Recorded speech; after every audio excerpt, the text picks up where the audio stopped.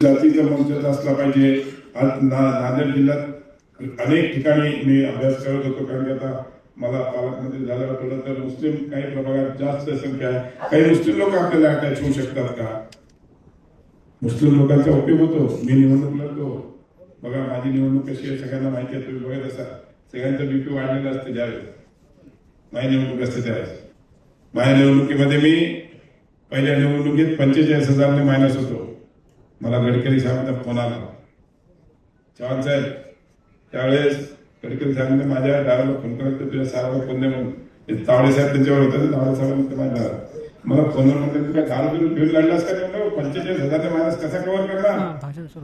त्यांना साहेब अजून हा सगळा मुस्लिम पेट्रोल केला, हिंदू पेट्रोल, तरी मला मुस्लिम पेट्रोलमध्ये 5,000 मतं मिळाले।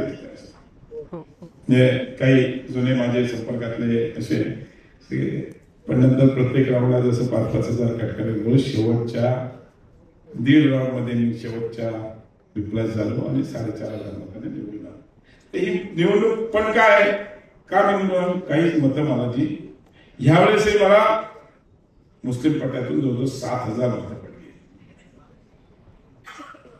जे संपर्क त्यांचं काम केलं, काही लोकांच्या संपर्कात राहिलो अशा लोकांनी, आणि लाडकी बहिणा होत्या म्हणजे त्यांनी मतदान केलं।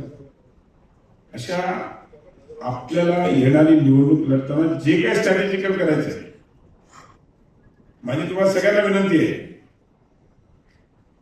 निवडणूक हे युद्ध आहे आणि युद्धामध्ये जे काय वापरायचं ते सगळे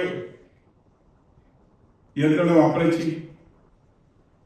काय मुस्लिम प्रभावी वाढ असतील तिकडे मी कन्सल्टन्सी देईन तुम्हाला काय करायचं ते। गोपचडे साहेब माझ्याकडे काय आहेत नंतर,